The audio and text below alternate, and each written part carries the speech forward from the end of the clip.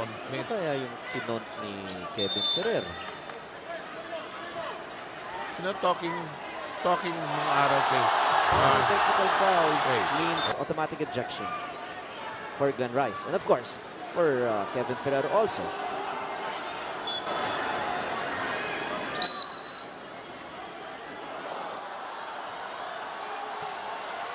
Stan Hardinger rolling to the hoop, lost the ball momentarily. Ngayon, na-atake na naman ulit.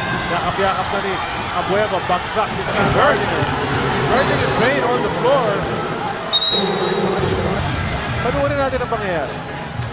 Sila yung magkabantayan. Then Abueva. Yung dalawa silang bumagsak. What's gonna happen after this? Their legs are entangled. Nasipa sa mukha. Pagbagsak ni Stan Hardinger. Surrender na. Ayun.